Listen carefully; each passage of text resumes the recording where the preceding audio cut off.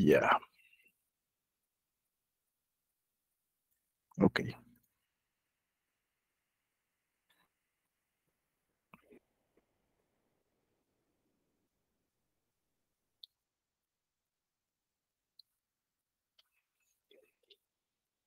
listo.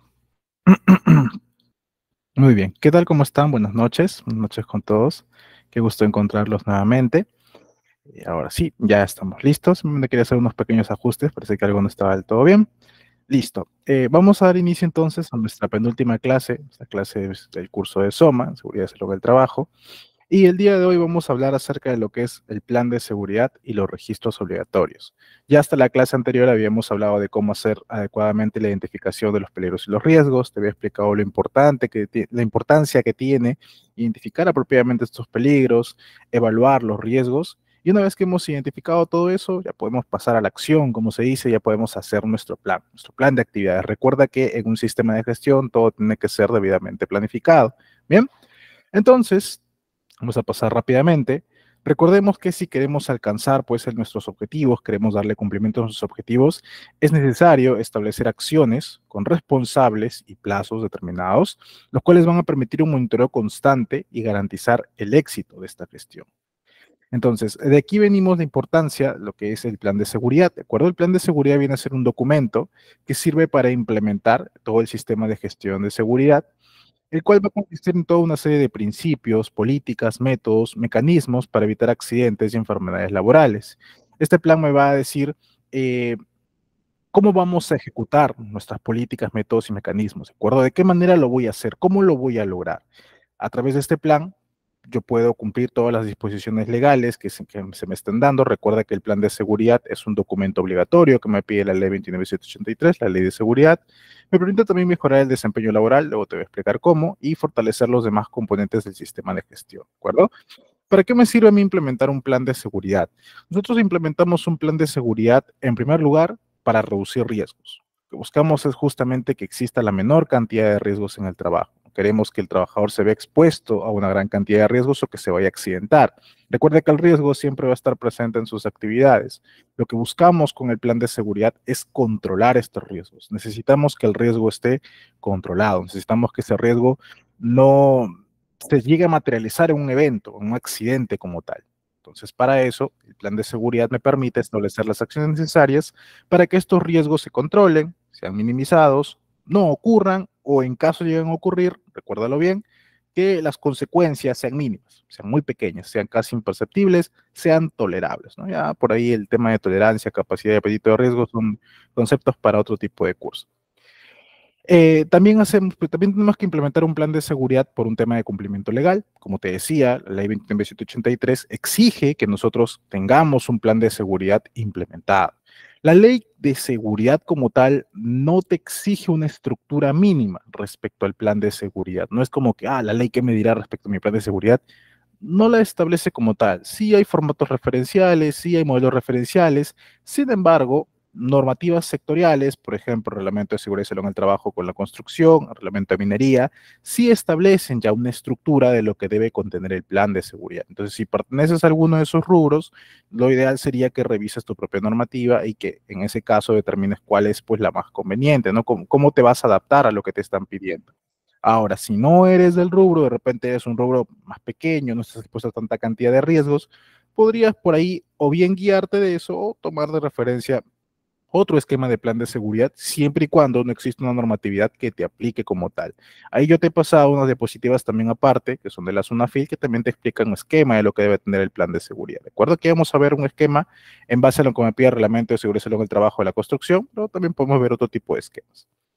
Permite una mejor rentabilidad y ahorro. Esto lo vemos desde un punto de vista que al reducir los accidentes, al reducir la ocurrencia de accidentes, reducimos ausentismo laboral y reducimos también pérdida por accidente. Entonces, esto permite también a la empresa generar rentabilidad y ahorro.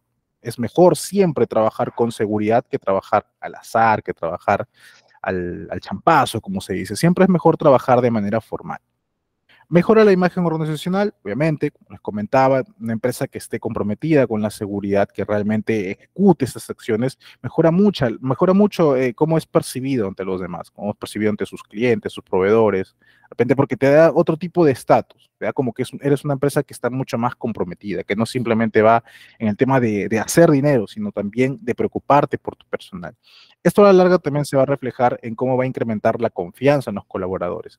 Te explicaba, ¿no? El caso de que yo tenía trabajadores que venían a la empresa, venían desde otras empresas y o bien habían estado trabajando con nosotros y se habían ido a otro lado por un tema de que consideraban que iban a tener mejores oportunidades y a los meses estaban regresando nuevamente, dándose cuenta de que pues en otras empresas la realidad es muy distinta, como que no le dan tanta importancia al tema de seguridad, como que el tema de beneficios sociales tampoco les están pagando, entonces hay todo un tema ahí que hace que el trabajador pues se sienta mejor identificado en las empresas que le den mejores condiciones.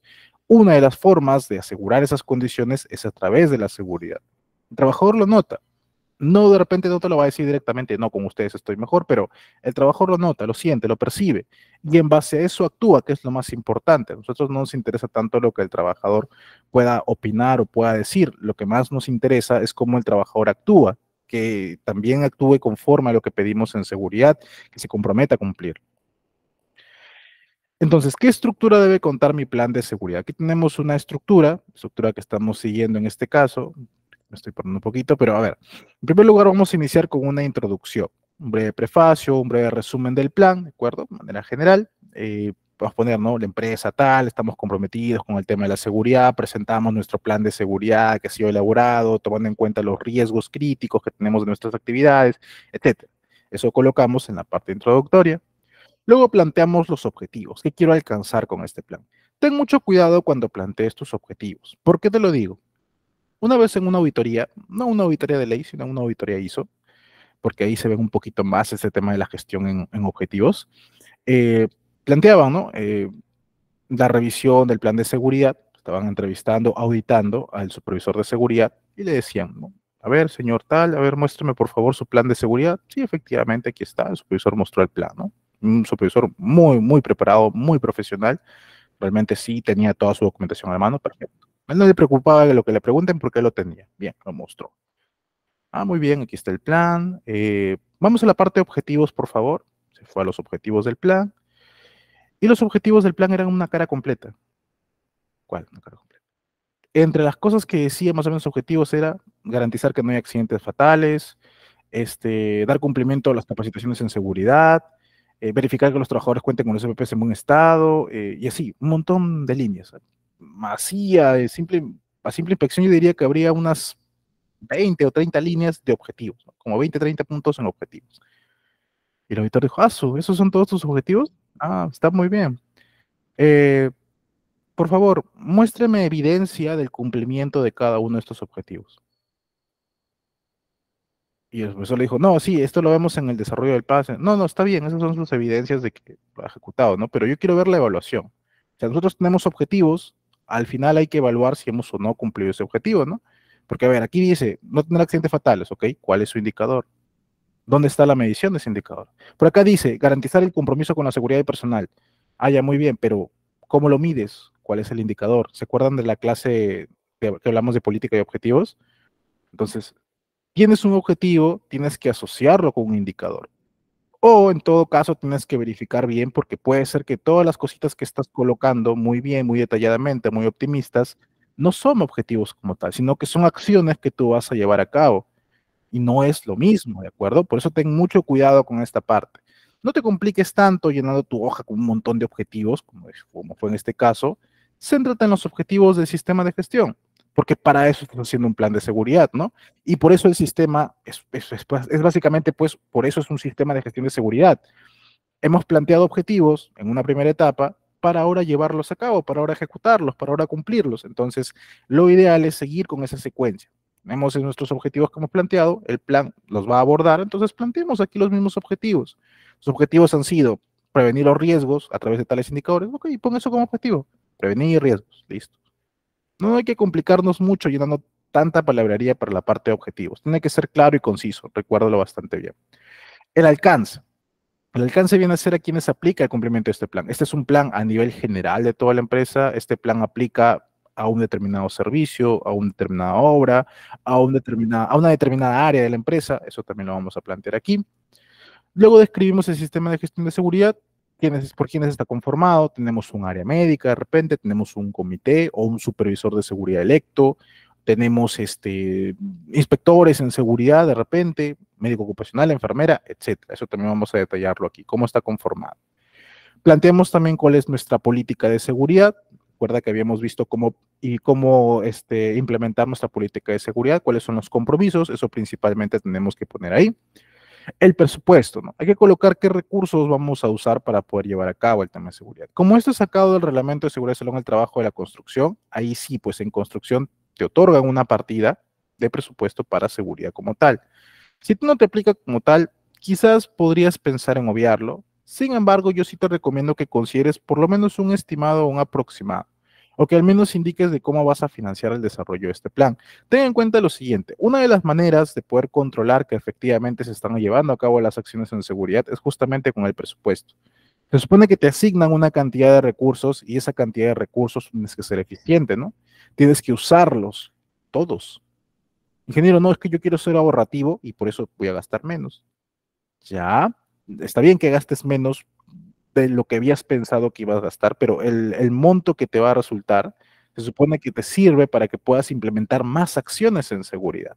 Entonces, no es que porque gasté menos significa que soy mejor, porque si gasté menos y me sobra gran cantidad de mi presupuesto, significa que, a ver, tengo un 100% y he ejecutado un 40% de mi presupuesto, hay un 60% de actividades que no he hecho, o 60% de actividades más que pude añadir y no lo hice.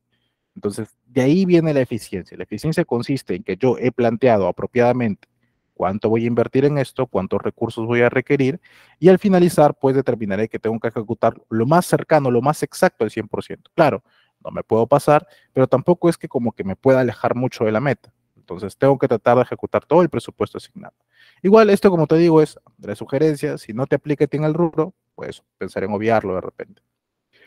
Organización y responsabilidades. ¿Qué funciones tiene cada puesto de trabajo relacionado a este plan de seguridad? Por ejemplo, gerencia general, aprobar el plan, proporcionar los recursos para cumplir este plan, asignar los roles y responsabilidades para el plan, supervisores, ejecutar el plan, llevarlo a cabo, trabajadores, cumplir, participar en las actividades, etcétera. Esos son entonces algunos ejemplos también de plan anual de seguridad, perdón, de funciones y responsabilidades dentro del plan de seguridad. Y por último, elementos del plan. Los elementos del plan básicamente son los mecanismos, los lineamientos que vamos a usar para poder hacer la gestión de los riesgos. Entre estos elementos tenemos los objetivos y metas del plan. Básicamente son todos los indicadores que te decía que nos van a ayudar a medir si efectivamente mi gestión en seguridad la he cumplido o me he quedado a medio camino o algo me faltó. Entonces, para eso planteo mis objetivos y mis metas. El programa de seguridad como tal, aquí en el plan hemos planteado responsabilidades, qué acciones voy a hacer, etcétera. El programa lo aterriza mucho más. El programa es casi como un cronograma. En este programa de seguridad lo que yo voy a plantear es fechas. ¿Cuándo se va a cumplir? Quizá no de forma detallada, pero sí al menos indicarte en qué mes lo voy a llevar a cabo. Para eso sirve mi programa de seguridad, ¿ok? Yo voy a ejecutar 4 capacitaciones. ¿Cuándo las voy a ejecutar? ¿En qué meses? Esta la ejecutaré en marzo, esta en junio, esta en noviembre y así. Las voy planteando. Voy programando básicamente mis actividades de manera que estén ordenadas. Y claro, al final de cada mes yo tengo que ir evaluando, verificando, revisando que se hayan llevado a cabo. También voy a incluir pues la estructura de mi comité, quiénes son los representantes de los trabajadores, cuándo ha sido elegido de repente para poder entender también cómo funciona mi sistema de seguridad, si existe legislación aplicable aparte de la ley 29783 que tengo que cumplir, que tengo que obedecer. El procedimiento para identificar peligros y riesgos, eso también tengo que colocarlo, ingeniero, ¿qué es esto? Bueno, es básicamente cómo haces tú en tu organización para evaluar los peligros y los riesgos. Todo lo que vimos en la clase anterior, prácticamente, eso de ahí también tiene que estar plasmado dentro de tu plan. Tu mapa de riesgos, que también te expliqué, eso también lo vas a colocar en tu plan. El tema de la salud ocupacional, si van a haber exámenes médicos, que ahorita vamos a hablar también un poquito más detallado acerca de los exámenes médicos, cómo se va a hacer la vigilancia de la salud, si tenemos procedimientos para trabajos de alto riesgo, ¿de acuerdo? De repente, por el sector al que estamos aplicando, tenemos toda una serie de procedimientos de trabajo, ¿no? Para este tipo de actividades, ¿no? Trabajo en altura, trabajos con fuentes de calor, trabajos con líneas energizadas, trabajos con izaje, etcétera. Eso también lo vamos identificando aquí qué base documental manejamos para controlar estos riesgos. ¿Qué tipo de acciones de capacitación, sensibilización, entrenamiento habrá? Vamos a detallar en qué temas nos vamos a basar, si vamos a tener o no inspecciones, cómo vamos a investigar los accidentes, si van a haber o no auditorías. Estas auditorías, aquí hay un error, las auditorías son cada 3 años. Bueno, salvo caso particular, que lo vamos a ver también ahorita conforme avancemos en el curso. Y el plan de respuesta a emergencia, cómo actuamos para tratar las emergencias, ¿de acuerdo? Ahora, respecto al programa de seguridad, básicamente este es nuestro modelo de programa, este es el modelo que nosotros vamos a seguir en programa de seguridad. Casi todo lo que es formatería o elementos que tenemos que sustentar al SUNAFIL tienen esta estructura. Todos inician básicamente así. La razón social de la empresa, el RUC, el domicilio de la organización, el tipo de actividad económica y la cantidad de trabajadores en el centro de labores. Estos son entonces estos 5 son puntos importantísimos que cualquier formato de seguridad que tú manejes deberías tener ahí, deberías considerar, ¿de acuerdo? Aquí planteamos, como te decía en el programa, cuál es tu objetivo general, tu objetivo específico, tu meta, tu indicador, presupuesto, recursos que vayas a usar. Y como puedes ver, aquí planteas cada actividad, quién es el responsable de ejecutarla, qué área de repente, y en qué mes lo vas a llevar a cabo. Cuándo vas a verificar su cumplimiento, si se realizó o no se realizó, si hay una observación, etcétera. Esta es entonces la manera en la cual tú puedes plantear tu programa de seguridad. Esto lo vas a hacer claro para cada objetivo y dependiendo del tipo de actividades que se van a desarrollar. Esta es la forma entonces de poder controlar. Y aquí falta una lámina. Dame un momentito para poder compartírtela. Aquí falta una lámina y la lámina que falta es justamente esta. Ya. Entonces, te voy a mostrar 2 ejemplos más de lo que tenemos respecto al programa de seguridad. Mira, aquí podemos ver uno más, ¿lo puedes ver? Eh, Básicamente lo que tiene el programa de seguridad justamente es que enlistamos las actividades y separamos mes a mes y vamos indicando en qué semana o qué parte del mes estamos cumpliendo. Hemos cumplido aquí o lo hemos cumplido en este otro lado, no lo cumplimos de repente, hemos reprogramado, etcétera. Como puedes ver, detallamos las actividades y lo vamos planteando dentro de dentro de lo que es cada mes. Puedes hacerlo de esta manera. Hay otra forma también en la que la puedes hacer. Déjame compartírtelo ahorita mismo para que también me puedas entender. Esto lo tengo aquí. Aquí hay una forma también un poquito más dinámica en la cual puedes hacer tu seguimiento a tu programa de seguridad.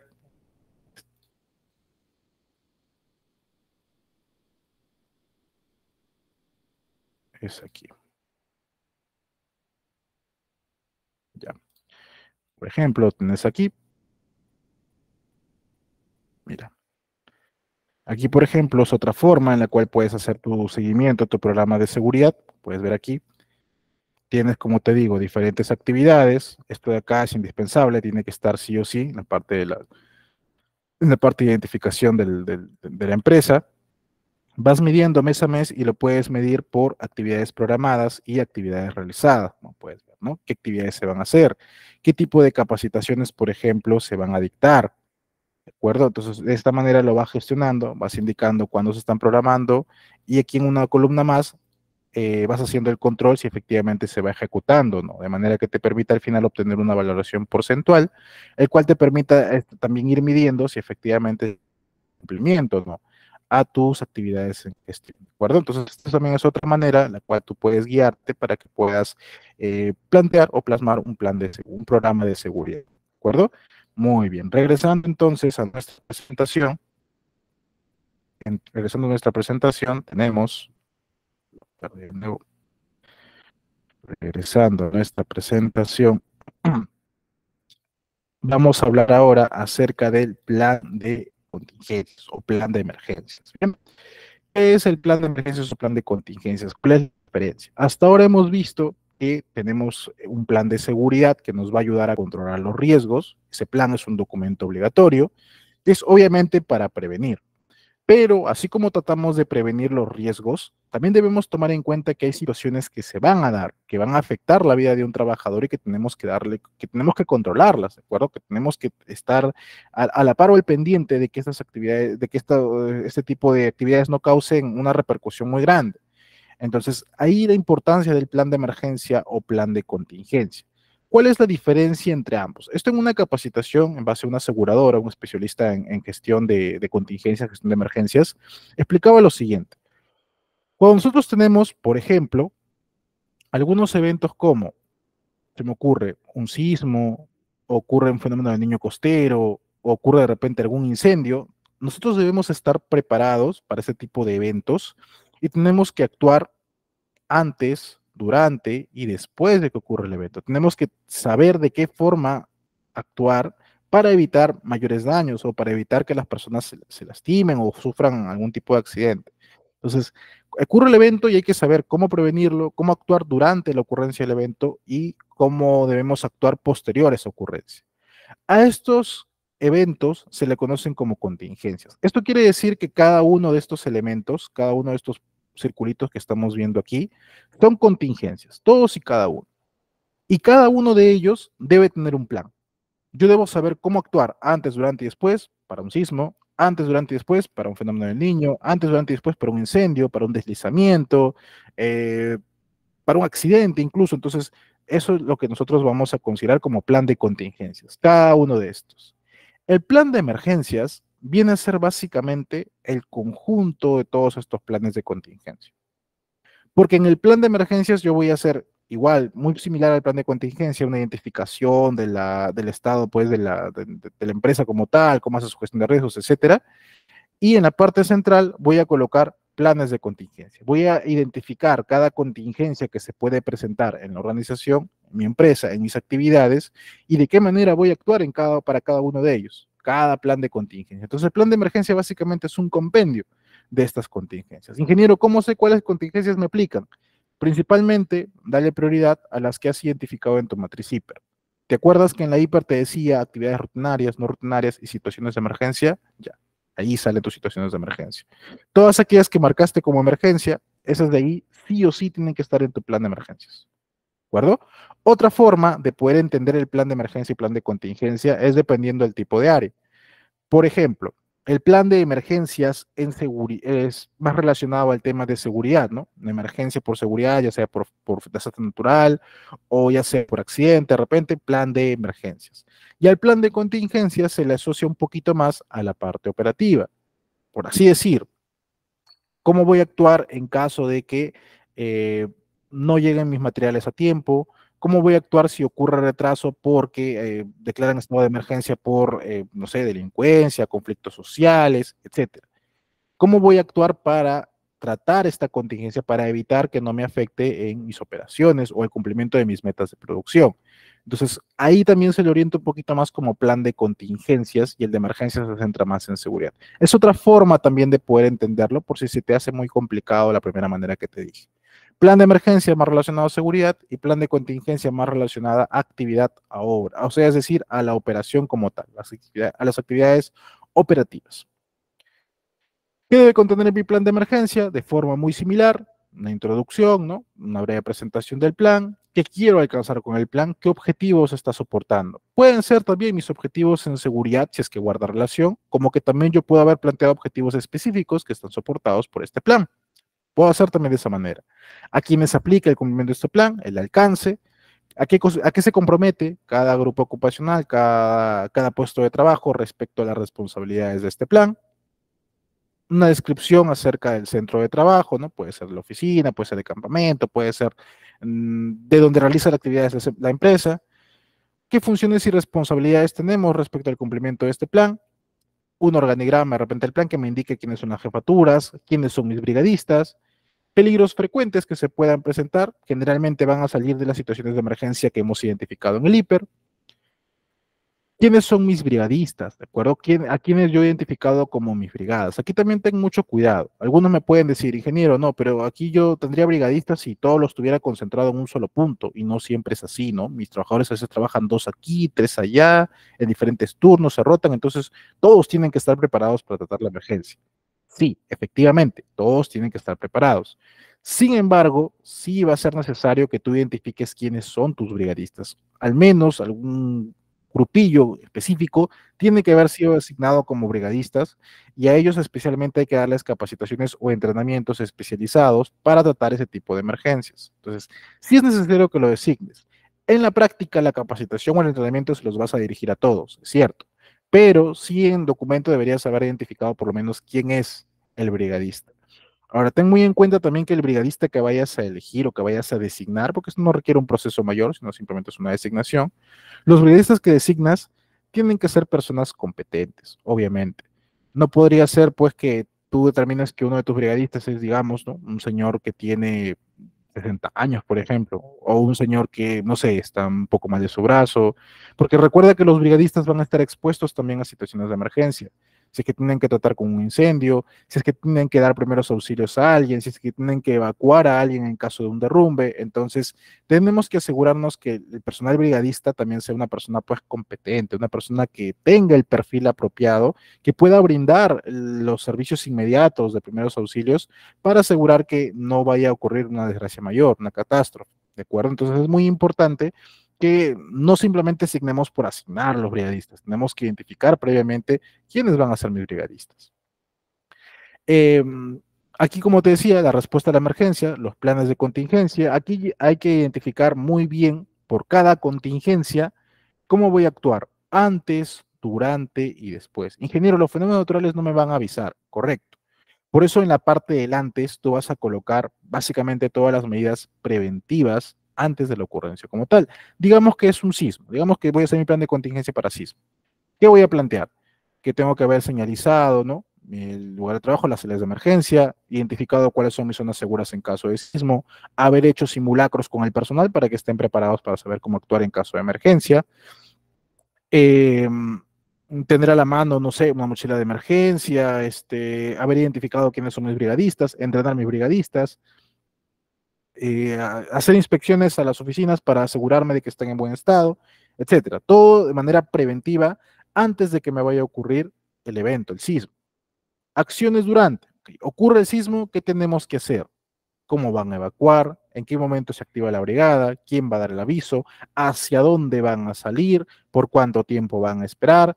Si está permitido o no usar escaleras, usar ascensores, qué no se debería permitir, etcétera. Entonces, todo eso va durante la contingencia. Y después, bueno, acabó la contingencia, ¿qué pasa? ¿Todos regresamos a las actividades o hay que esperar un tiempo antes de poder retornar? ¿Quién es el primero en entrar? ¿Cómo te va a avisar si efectivamente es seguro que regreses a tus actividades o hay que parar momentáneamente? Eso también tienes que plantearlo en las actividades después de la contingencia. Y así por cada contingencia que vayas a identificar. ¿De acuerdo? Esto es la parte central del plan de emergencia, del plan de contingencia, como quieras verlo. Tenemos que identificar las partes del antes, del durante y del después. Bien. ¿Qué recursos vamos a usar? Presupuesto de repente. Las actividades de capacitación, evaluación y comunicación. Y aquí te he puesto simulacro, pero no me vayas a confundir simulacro con capacitación. Lo voy a detallar casi al final, te voy a detallar un poquito más, pero no lo vayas a confundir, ¿de acuerdo? El simulacro no es una capacitación como tal. Puedes considerarla, pero no es exactamente una capacitación. Pero vamos a ver por qué. También te sugiero que incluyas el flujo de comunicación, o sea, a quién tienen que reportar en caso de que ocurra una contingencia. Para eso también colócale un directorio telefónico al personal, tanto de personal de la empresa, supervisores, gerencias, servicios médicos, como externos, ¿no? Número de emergencias, de servicio ambulatorio, etcétera. ¿Qué clínicas están afiliadas a tu seguro, a tu SSTR, a tu póliza SSTR? ¿Y cuál es la ruta de evacuación? Las clínicas más cercanas también. Obviamente que también están afiliadas al SSTR o que sean pues de repente seguros, un seguro para los trabajadores. Eso también tendrías que incluirlo. Ingeniero, ¿esto quiere decir que mi trabajador tiene que conocer todo esto? Sí. Por eso es muy importante que el plan de contingencias o de emergencias esté disponible para los trabajadores. Colócalo en un área común donde ellos puedan rápidamente acceder y verificar, ¿no? Cuál es el número de emergencia, cómo debe actuar. Ellos tienen que conocerlo. Estos planes, sobre todo el plan de emergencia, principalmente el otro también realmente, pero vamos a darle prioridad a tiene que ser de conocimiento de los trabajadores. No basta únicamente con que tú digas, plan de emergencia, sí, sí, tengo. Y los trabajadores van a quedar mirando y decir, ok, ¿teníamos? Ni enterado, ¿no? Eso es trabajo de ellos. No es que sea trabajo del área de seguridad, o sea, sí, es parte de nuestras funciones, pero conocerlos y aplicarlos es de todos los trabajadores. Todos debemos conocer cuáles son nuestros planes de emergencia, nuestros planes de contingencia. Entonces es muy importante considerar esta parte también. Hasta aquí entonces yo culmino con lo que es plan y programa de seguridad, también plan de contingencia y emergencia. Y ahora, como ya hemos hablado de la parte teórica, de la parte de cómo se va a determinar, a planificar la actividad como tal, vamos a pasar ahora sí a la parte ejecutora, a los registros que tú debes mantener. ¿Cómo vas a sustentar que efectivamente hemos cumplido o hemos desarrollado nuestras actividades en seguridad? Recuerda que yo te decía que la ley de seguridad te pide 8 registros obligatorios. Son 8 obligatorios que tú debes tener, que debes saber cómo llenar el formato y tienen que estar bien llenados. ¿De acuerdo? Entonces, vamos a iniciar a revisar uno por uno cada uno de estos registros. Te voy a ir explicando también cada uno de ellos de manera que tú puedas entenderlo y lo puedas aplicar apropiadamente. En primer lugar, y uno de los más importantes, tenemos el registro de accidentes, enfermedades ocupacionales, incidentes peligrosos y otros incidentes. Como organización, nosotros tenemos que reportar toda ocurrencia de accidente que haya ocurrido, todas las enfermedades ocupacionales también que se hayan identificado y los incidentes peligrosos. Los incidentes no tanto, los incidentes peligrosos sí, mucho más. ¿Cuál es la diferencia, ingeniero, entre incidente e incidente peligroso? Bien, fíjate aquí, en este gráfico que tenemos aquí, digamos que tenemos una carga que se encuentra suspendida, ¿de acuerdo? Tenemos una carga suspendida, eh, y esta carguita, como puedes ver, uno de sus ganchos, donde está sujeto al gancho, está en mal estado, está por romperse, el equipo está en mal estado. Entonces, esta carga suspendida con el equipo así viene a ser una condición insegura. Ingeniero, condición subestándar, no exactamente. Hay una diferencia entre condición insegura y condición subestándar. Eso lo explicaba en una de las clases anteriores.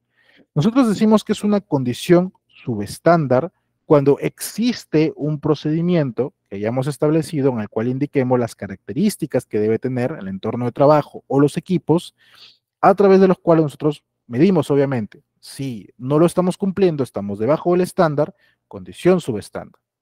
Suponiendo que no exista ningún procedimiento de este tipo en el cual nosotros podamos relacionar si esto está bien o está mal, aunque a simple vista sabemos que está mal, se le llama condición insegura, porque no hay estándar con el cual compararlo.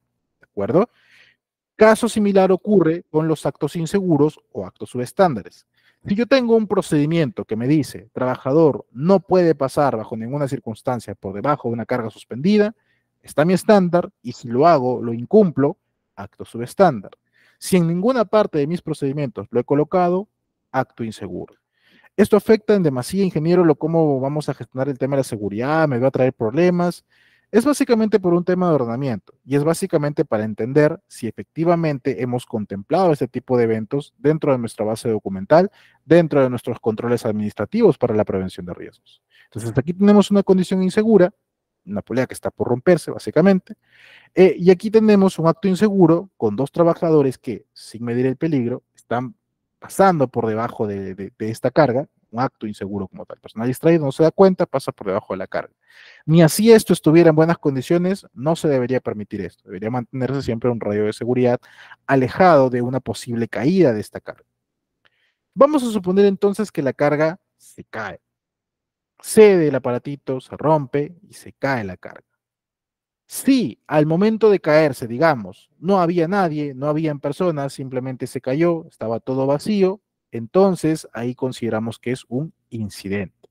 Ocurrió un evento, pudo tener consecuencias severas, catastróficas, si una persona hubiera pasado, pero no había nadie, o se encontraban lejos, por así decirlo. Ok, incidente. Sin embargo, si estas personas pasaron y la carga les cayó muy cerca a ellos o casi rozándoles, pero no los lastimó, incidente peligroso.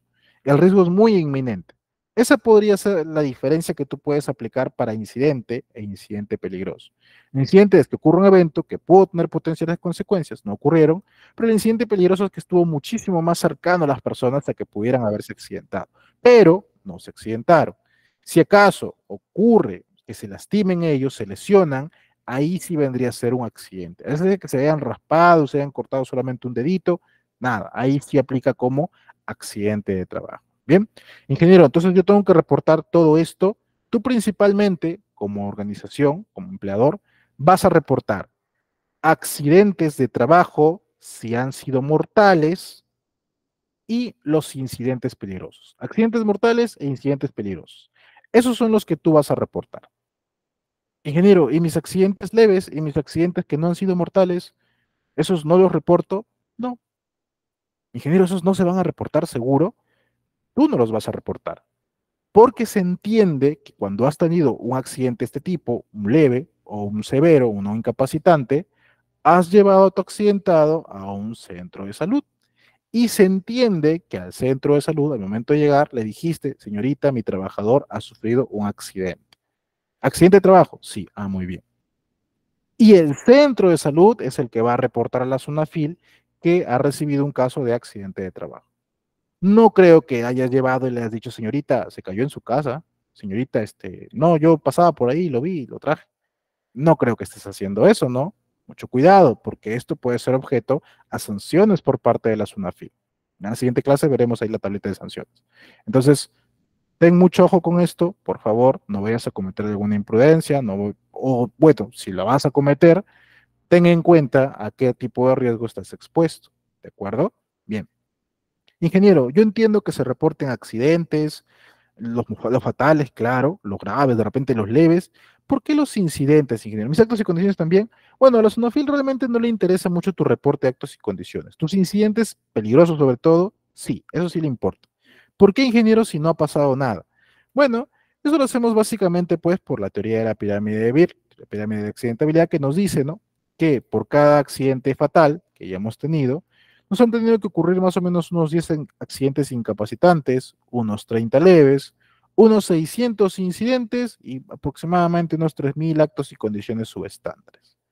¿Qué significa esto? Significa que mientras más actos y condiciones subestándares vamos acumulando, más nos acercamos a que nos ocurran incidentes. Y mientras más incidentes acumulamos, más accidentes leves vamos a ir acumulando, lo cual nos va a ir acercando al accidente fatal. Entonces, reportar constantemente los actos y condiciones o los incidentes me permiten tener un control sobre la base de esta pirámide. Entonces, al controlar yo la base, reduzco la ocurrencia de mis accidentes como tal. Obviamente, no quiero nunca que me pasen fatales y nunca que me pasen accidentes incapacitantes. Si acaso, por ahí permitirte algún leve con consecuencias no muy severas, o de plano que no te ocurra ninguno, de preferencia que solamente queden incidentes, incluso ni eso, de repente que todo se pueda solucionar dentro de la primera base. Pero para eso es que hacemos los reportes. Ingeniero, si yo reporto mi incidente peligroso, SUNAFIL me puede venir a investigar. Es posible, es posible, no lo descarto, sí es posible que una vez que reportes el incidente peligroso, SUNAFIL diga, mira, que ocurrió un incidente, me voy, pero no es tan común, ¿de acuerdo? Porque, pues, imagínate, a SUNAFIL le llegan reportes de forma diaria, no se van a dar abasto para ir a analizar cada uno de estos puntos. Entonces ellos priorizan. Si encuentran accidentes fatales o accidentes incapacitantes o muy graves, entonces van a dar prioridad a fiscalizar o inspeccionar ese tipo de eventos. Tus incidentes peligrosos o tus accidentes leves, no tan frecuente, ¿ah? Por ahí de repente sí, sí, no sé, te agarraron de manera muestral y te tocó a ti y bueno, te van a ir a investigar. Pero claro, tú estás llevando curso conmigo ahora y yo te estoy explicando todo lo que debes contar y todo lo que debes preparar, así que entiendo que así llegues a una FIL, pues tú vas a estar muy tranquilo porque todo lo vas a tener, ¿de acuerdo? Chévere. Entonces, ¿dónde voy a reportar yo mis accidentes, ingeniero? ¿Cuál es el formatito? Actualmente, déjame decirte que en 2022 o 21, si no me equivoco, no, creo que fue el 22, sacaron un portal dentro del Ministerio de Trabajo, ¿de acuerdo? Lo puedes buscar así, como puedes ver en el Google, Sunafil, reporta accidentes de trabajo, te vas a este de aquí, te vas a ir a esta página, te vas a ir al servicio y en esta plataforma ingresas con tu clave SOL y haces tu reporte de accidentes. Estos reportes de accidentes, suponiendo que te vayan a ocurrir, yo espero nunca que no te vaya a ocurrir, pero suponiendo que te ocurran, debes conservarlo por un periodo de 10 años y las enfermedades ocupacionales por un periodo de 20 años. O sea que, digamos, tú tienes un, te ocurrió un accidente, se me ocurre en el 2016, estamos 2024. tú tienes la obligación de tener los registros desde antes de 10 años, o sea, hasta por lo menos 10 años atrás. SUNAFIL podría preguntarte por tu registro de accidentes del año 16, del año 17, del año 15 incluso, año 14, me atrevería a decir. Entonces, eso debes tenerlo tú a la mano, debes tenerlo archivado. Si no lo tienes, estarías incumpliendo con lo que te pide la normativa. Y enfermedades ocupacionales, 20 años. Bien, insisto, tú vas a reportar tus accidentes fatales y tus incidentes peligrosos. Y reportar enfermedades, reportar accidentes leves o accidentes graves, es trabajo de las entidades de salud. Ellos tienen también sus plazos para poder reportarlo. Te he compartido un anexo que es justamente la normativa la que te indica acá, el Decreto Supremo 006-2022-TR. Ahí te indica pues cómo acceder a la plataforma, te indica las tablas o los formatos que se van a llenar, porque esto obviamente ya está subido dentro de la plataforma. Entonces, eso también para que consideres de qué manera se ve llenado, ¿de acuerdo? Básicamente te van a preguntar el RUC, la razón social de la empresa, domicilio, en dónde queda, qué tipo de actividad económica, cuántos trabajadores, descripción del evento, dónde te lastimaste, etcétera. Y también hay unas tablas que hay que completar y eso lo puedes hacer con los anexos que también te he compartido, donde están las tablitas de las que estamos hablando. ¿De acuerdo? Entonces, eso es muy importante respecto al registro de accidentes. Ingeniero, no me ocurrió nunca ningún accidente, estoy en ceros y por lo tanto nunca he llenado nada de esto. ¿Hay alguna manera en la cual yo pueda sustentar? Sí, puede ser, porque antes, por ejemplo, en una auditoría, así me ocurrió, ¿no? Registro de accidentes, no hemos tenido ninguno. Bueno, pero quiero ver el registro. Es que señorita, no hemos llenado registro porque pues no hemos tenido accidentes. No, es que tienes que llenar el registro y por lo menos que te salgan ceros. Bueno, pues y ahí llenamos. Pero como ahora es con sistema, una forma de sustentar esto es con uno de los registros que vamos a ver más adelante, así que todavía no me desesperes, ¿de acuerdo? Pero ahora, entonces, hasta ahora estamos viendo lo que es el registro de accidentes de trabajo.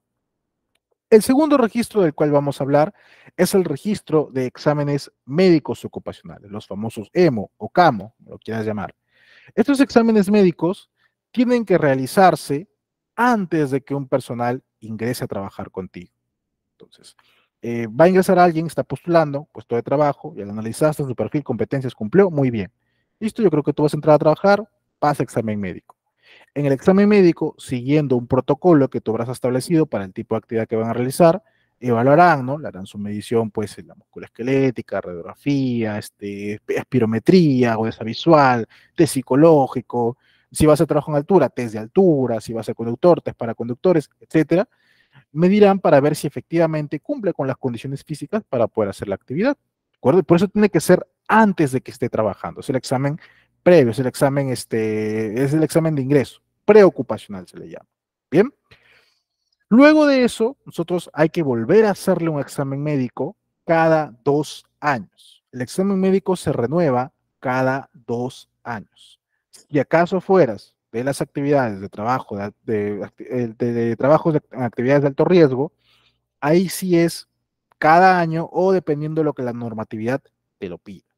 En mi caso, por ejemplo, nosotros hacemos cada año, anualmente tenemos que hacer el examen periódico, ¿de acuerdo? Para asegurar que el trabajador siga dentro de las condiciones normales. También se aplica un tercer examen médico o un tercer tipo de examen médico al finalizar sus actividades. Pero este ya no es tan obligatorio, este es más que todo facultativo. Si el empleador quiere o si el trabajador quiere para asegurar cómo está, solicita que se le haga su examen médico. O sea, es que estoy saliendo, me voy, quiero pasar examen médico. Ah, perfecto, vas. Examen médico de salida para ver en qué condiciones está saliendo esta persona, para ver si no se ha enfermado al final de todos los años trabajando contigo. Bien, el costo del examen médico siempre es asumido por el empleador. No se puede dar nunca el caso de que tú le descuentes al trabajador por realizar su examen médico o que tú hagas que el trabajador pague su propio examen médico. No, la empresa asume ese costo por examen médico, ¿de acuerdo? Ingeniero, pero supongamos que alguien quiere trabajar, voy, hago su examen médico, pasó, tengo su certificado, todo muy bien, y el día siguiente me llama y me dice que ya no quiere. Y temo, bueno, perdiste. De modo, pues, pero la norma te pide que sea así, la norma te pide que la empresa coste esos exámenes médicos. Entonces, no puede darse el caso de que tú hagas que el trabajador pague. ¿En qué clínicas lo puedo hacer, ingeniero? cualquiera que te quede cerca o que te convenga económicamente, pero sí asegurarte de que esté acreditada por la entidad de salud respectiva, ¿no? La Geresa o la Digesta, la que aplique en tu caso. Entonces tienes que asegurarte que sí esté acreditada, que hay una resolución en la cual hayan acreditado que pueden acceder a exámenes médicos. Bien, ahora, también puede darse el caso de que un trabajador haga su examen médico y lo jalen, ¿no? Lo jalan en su examen médico, o sea, incumple, está en malas condiciones, está subido de peso, no puede ver bien, etcétera. Ahora, si es antes de que ingrese a trabajar, ahí es un poquito más sencillo porque, bueno, sabe que, señor, usted no cumple con el perfil, ya no puede trabajar conmigo porque pues no me da con el perfil, no lo puedo poner en este puesto de trabajo porque si lo pongo y Sonafil descubre que no está apto, me van a sancionar y usted mismo está expuesto a riesgo, entonces no puede trabajar. Pero si es un trabajador ya tuyo, la cosa cambia. Ingeniero, no, pues, pero si yo hago examen médico y lo observan, ya no puede trabajar conmigo, ni modo, pues, ¿no? Contrato resuelto y lo voto. Nada, no se puede hacer eso. No puedes votar a un trabajador porque haya salido mal en su examen médico. Entonces, ¿qué tienes que hacer en este caso? Bien, vamos a suponer que tú tienes un trabajador que ingresó, ¿no? Así fornido, fuerte, muy bien, muy saludable, a hacer trabajos en altura contigo. Ok, hace trabajos en altura. Pasan los años, 2, 3, 4, 5 años, se casó, la buena vida, y empieza a subir de peso. Pasa su examen periódico y resulta observado. Trabajador con sobrepeso no puede hacer trabajos en altura. Señor, vamos a ponerle nombre, señor Pedrito, usted ya no puede hacer trabajo en altura, no puede trabajar más en trabajo en altura. Vamos a reubicarlo a otro puesto de trabajo en el cual no haga trabajo en altura. Su sueldo intacto. No lo puedo tocar, no le puedo bajar el sueldo por estarle reubicando de puesto de trabajo. Ingeniero, pues no, pero él se descuidó, no sé cuánto. Sí, está bien, yo lo entiendo. Entiendo dónde vas. Créeme que entiendo bien tu punto. Ahorita voy a llegar a eso. Pero entonces, a esta persona que ha sido observada, en colaboración con tu servicio médico, tu enfermero ocupacional o con servicios médicos externos de repente, tienen que desarrollar un plan de dieta, un plan de nutrición, un plan de ejercicios para que esta persona con sobrepeso recupere su peso. Y mientras dura todo este proceso en el cual va a recuperarse su salud, hay que mantener al trabajador con su mismo sueldo en otro puesto de trabajo que no lo exponga a ese nivel de riesgo. Sabes que ya no es trabajo en altura, ahora eres ayudante a nivel de suelo, ahora eres chofer, ahora eres asistente, qué sé yo. Pero hay que reubicarlo y no le puedes tocar el sueldo. Ingeniero, pero qué fácil, entonces va a haber trabajadores que se observen y bueno, van a decir, no, no me pueden votar y los cambio de puesto y van a seguir su sueldo y les voy a pagar por algo que no están haciendo. ¿Sí? Te entiendo. Es por eso que este tipo de cosas tienen que estar previstas. No es nada al azar, como te digo. Antes de que un trabajador ingrese en su contrato deberías haberlo estipulado. El trabajador se compromete a meterse en un estado de salud. En caso de que saliera observado en su examen médico, se le proporcionará tanto tiempo para tratar su observación, para darle levantamiento. En caso de ya no cumpliera en ese periodo, se le revisará el contrato y no se le asignará permanentemente un nuevo puesto y se le pagará de acuerdo a ese puesto. Pero tiene que estar antes, tiene que estar desde su contrato antes, tiene que haberlo firmado, tiene que saber que está ahí, tiene que haberlo firmado, tiene que estar de acuerdo con eso. Evítate problemas entonces, tienes que hacerlo antes o de plano, ¿sabes qué? Acabó su contrato y pues ya no le renuevas. Si ves que no está cumpliendo, ya no le renuevas. Pero para eso sí asegúrate muy bien de que tu área legal o tu área que ve este tipo de situaciones lo contemple bien para evitarte problemas. Pero sí te voy diciendo de que no podría ser el caso de que tú le bajes el sueldo así de buenas a primeras o simplemente lo votes.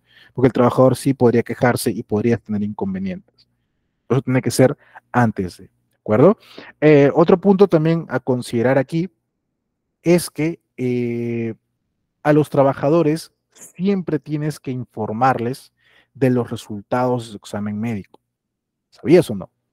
Cuando hay auditoría o cuando vienes a una FIL, te van a preguntar, ¿se le ha entregado al trabajador resultados de sus exámenes médicos? Sí, claro, la clínica lo ha hecho. Evidencia. ¿La vas a pedir a la clínica en ese momento? Bueno, si tienes ese contacto con la clínica que te pueda proporcionar los cargos de entrega de sus exámenes médicos que ellos han firmado que recibieron examen médico, perfecto. No que hayan pasado, que hayan recibido su resultado de su examen médico. Si es así, bacán. Si no es así, Asegúrate antes, elabora tú mismo un formato de carta de recepción de resultados, indícate, ¿no? Mira, ¿sabe qué? Usted ha salido apto, muy bien, firme acá, recibió sus resultados, listo. Y ya está, y te evitas problemas, porque eso también lo piden. La constancia de que se le ha entregado al trabajador sus resultados. Esto me lleva también a otro punto muy importante, y es que no vayas a cometer el error de quedarte con todo el expediente, con todo el resultado de los exámenes médicos. Esto lo he visto con algunas clínicas. Hay otras que no, hay otras que lo tienen bien controlado esta parte y hay otras que definitivamente no lo controlan, no sé si por desconocimiento, por pereza o porque no tienen los medios para controlarlo. Hay clínicas que te mandan el resultado, no pasó examen médico un trabajador, te mandan el resultado y te mandan completito. Mandan el certificado de resumen, su historia clínica, su resultado de su evaluación musculoesquelética, su resultado de laboratorio, su resultado psicológico, tal, tal, tal. Todo un compendio de 20, 30 hojas. Amigo, eso no te corresponde a ti. Toda esa información es confidencial. Solo debería saberlo la clínica y el trabajador. Si acaso, el médico ocupacional. Pero por un tema médico, por un tema de que él es del área de la salud. Nosotros como supervisores de seguridad o prevencionistas de riesgo, únicamente nos interesa o deberíamos solamente tener el certificado de aptitud, que es básicamente una hojita que te dice trabajador tal, DNI tal, pasó examen médico a tal fecha, apto, no apto, apto con restricción y qué restricciones. Nada más. Únicamente eso es lo que nosotros debemos tener. No vayas a cometer el error de tener, de guardar todo el expediente completo, porque a veces por error no lo pediste, pero te lo mandaron completo y tú lo guardas así. Asegúrate de solo tener los certificados de aptitud. Puede haber sanciones graves por no guardar esa confidencialidad del examen médico. Pero la clínica lo mandó así, ya está bien, conversa con los de la clínica, ve la manera de que no cometan ese tipo de error, o en todo caso, si no los puedes controlar con ellos, tú mismo, recibiste todo muy bien, separa el que tú quieres y el resto desecha, vota. No cometas el error de difundirlo. Hoy mira, recibí el examen médico de acá de Pedrito, mira, salió así. Nada, eso es confidencial. ¿Bien? Así también déjame decirte que estos registros los vas a conservar por un periodo de 5 años y adicionalmente, casi que se me vaya, 2 puntos más. En primer lugar, más o menos por el año 2016, al examen preocupacional, el examen de ingreso, se le quitó la obligatoriedad para empresas que no hacen actividades de alto riesgo. Entonces, como que ahí es más facultativo. Si quieres hacer el examen de ingreso, si quieres, no lo haces. Ingeniero, entonces, solamente el periódico. Sí, cada 2 años le haces el examen médico. Pero, pero, la vez anterior estaba conversando con un colega respecto a este tema, a este tema del examen médico y le decía, oye, mira, ¿sabías que hay una normativa, un decreto que dice que ya no es obligatorio el examen médico de ingreso? No, me dice, ¿estás que me lo veas? No, sí, mira, revísalo. Le di el número, lo revisó y dijo, y sí, ¿no? Pero esto es peligroso. ¿Por qué? Le digo. Y me dice, mira, ponte así, ¿no? Imagínate que entra un trabajador contigo, no le haces examen médico, ya. A cada 2 años, según lo que leemos acá, a cada 2 años le toca su periódico y va al periódico. Y en el periódico sale observado. Y va, ve observación y dice, no, yo he entrado sano y yo aquí me he enfermado, aquí con ustedes me he enfermado. Y va y te pone una demanda por eso. ¿Y tú cómo sustentas de que él ya entró a trabajar así, que él siempre había estado con esa condición? Si no tienes el examen de ingreso que lo pruebe. Ah, interesante. Entonces, yo sí te sugeriría que el examen preocupacional, así de repente no te aplique, consideres en hacerlo, para evitarte problemas más adelante. ¿De acuerdo? Y un punto más, esto más orientado para el sector de construcción. El examen médico, como te decía, vigencia prácticamente de 1 año, 2 años si es que no eres de alto riesgo, pero para los trabajadores en obra, a ellos, generalmente a ellos, el EMO que tengan vigente, o sea, es decir, ellos han trabajado en otra obra, digamos, el año pasado. Yo quiero un trabajador que trabaja en una obra aquí en enero. Señor, vamos a pasarle EMO. No, yo ya he hecho EMO. ¿Cuándo? Yo he hecho en julio del año pasado. Ah, julio del año pasado, tiene menos de 1 año de vigencia, su EMO me sirve todavía para esta obra. Así sea con otra empresa, ese EMO que él ha pasado todavía tiene vigencia para la obra que vas a ejecutar. Claro, tendrías que hacerle una validación de que has revisado sus resultados, que el médico personal da conformidad que está bien, como que le dieran aceptación, lo aprobaran, tu propia empresa aprobara que esté con ese EMO. Pero ya no es que sea indispensable que nuevamente tengas que pasarle un EMO. Salvo que tenga más de un año. Ahí sí, pues habría que sacarle un nuevo EMO, ¿de acuerdo? Bien. Muy bien, entonces ese es el tercer registro, el registro de los exámenes médicos ocupacionales. Vamos a ver el siguiente, y ese es el de monitoreos ocupacionales. En monitoreos ocupacionales nosotros vamos a evaluar principalmente los agentes físicos, químicos, biológicos, ergonómicos y psicosociales.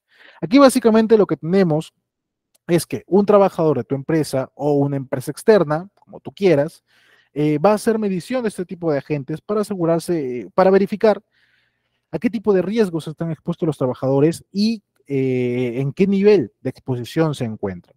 Entonces, digamos, ¿no? Tenemos trabajadores que están expuestos a gases, tenemos un monitoreo de agentes químicos para ver qué tipo de gases, para ver qué tanta concentración hay, qué tipo de PP usa para prevenir y si eso no es efectivo. Para eso pueden usar equipos, máquinas o metodologías nada más, ¿de acuerdo? Y en base a eso, pues emitirán un resultado. La norma no me dice cada cuánto tiempo debo hacer monitoreos, pero se entiende que debería ser anualmente, cada año. Bien, eh, puede ser de repente por un tema de costos, porque siempre mandarla a hacer por externo, su costo, o por la cantidad de puntos también que vas a hacer monitoreo, también te puede variar. Entonces, lo que puedes hacer es de repente programarlas. Este año vamos a hacer tales agentes, ponte, voy a hacer 2 agentes, el próximo año haré los 2 siguientes y así. Pero lo mantienes ya con una periodicidad. Lo importante es que se mantenga una periodicidad. Bien, te van a emitir entonces un informe.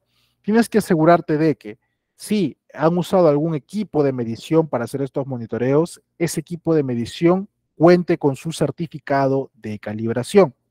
Bien, usa un luxómetro, certificado de calibración del luxómetro, menor de un año. Sonómetro, dosímetro, etcétera. Todos tienen que tener su certificado de calibración de menos de un año. Y estos archivos también los vas a conservar por 5 años. Bien, ingeniero, entonces, cuando me pidan registro de monitoreos, yo simplemente saco mi informe y le digo, aquí está, y ya terminé, ¿no? Y dice de cumplimiento. No. Aquí sí vas a llenar un formatito más, que es el de aquí, que te lo estoy compartiendo también dentro del material adicional. Este es el formatito para registro de monitoreos. Esto es lo que tienes que presentar cuando te lo pidan.